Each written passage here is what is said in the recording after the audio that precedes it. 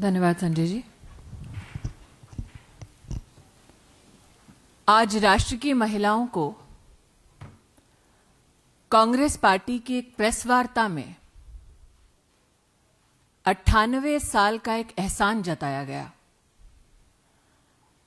देश की महिलाओं को यह कहा गया कि कांग्रेस पार्टी ने सृजित किया एक ऐसा सपना जो महिलाओं को राजनीतिक अधिकार दिलाने की मंशा रखता है। 98 साल उस मंशा का क्या हश्र हुआ है, वो कल देश की संसद में देश भर की महिलाओं ने देखा। कांग्रेस पार्टी इठिलाई, मुस्कुराई, उसने मेज थपथपाई। इस बात का उन्होंने राजनीतिक जश्न मनाया कि उन्होंने देश की साधारण महिला के राजनीतिक आकांक्षाओं को कुचला। कांग्रेस पार्टी और उसके समर्थक दलों ने इस बात का उत्सव मनाया कि इस देश के वर्षों से चली आ रही संघर्षशील राजनीतिक महिलाएं, जो मात्र 33% का अधिकार संसद में मांग रही थी, उन महिलाओं को कैसे मर्यादाएं तोड़कर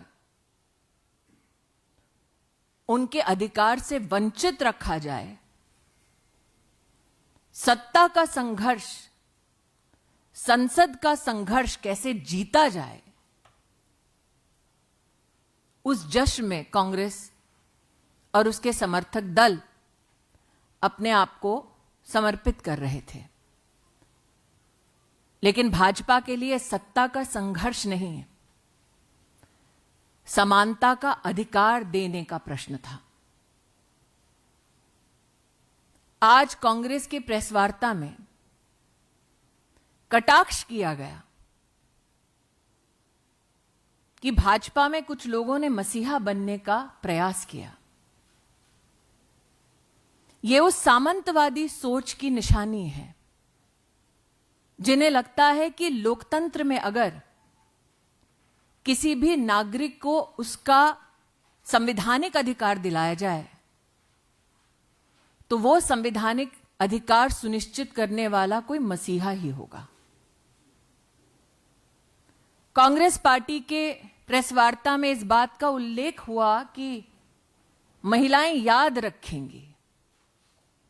यह सत्य है, महिलाएं याद रखेंगी कि जब 6 दशक तक कांग्रेस के पास सत्ता थी तो 11 करोड़ महिलाएं इस देश में एक शौचालय से वंचित थीं।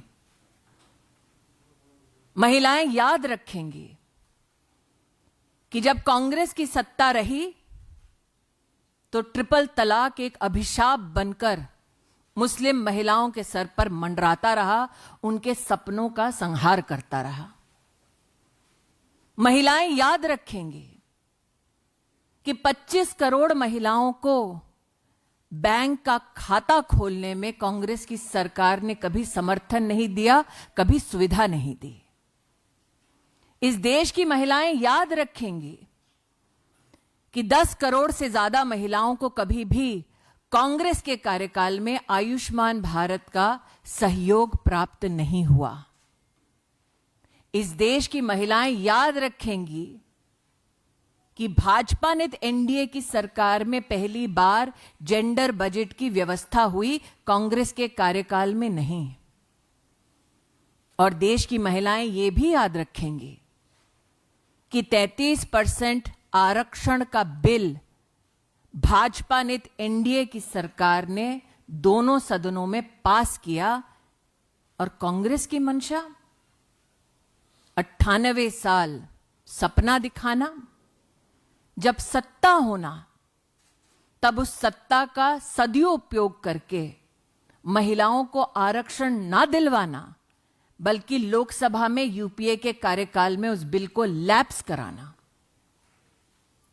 मैं स्तब्ध हूं कि कांग्रेस की प्रेस वार्ता में यह कहा गया कि वो 2023 के पारित बिल का समर्थन करते हैं जिसमें डिलिमिटेशन का उल्लेख है, लेकिन दोगलापन कांग्रेस का इतना कि साथ में यह भी कहते हैं कि उन्हें परिसीमन की समिति और व्यवस्था में विश्वास नहीं।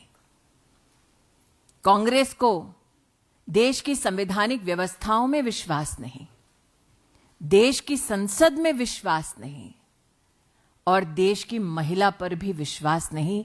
ये कांग्रेस ने अपना क्रूर चेहरा देश की जनता के सामने उजागर किया है। आज हम सबके सम्मुख आदरणीय रविशंकर प्रसाद जी उपस्थित हैं। मैं उनसे आग्रह करती हूं कि संवैधानिक ढांचे के बारे में अपनी प्रतिक्रिया आप सबके सम्मुख प्रस्तुत करें।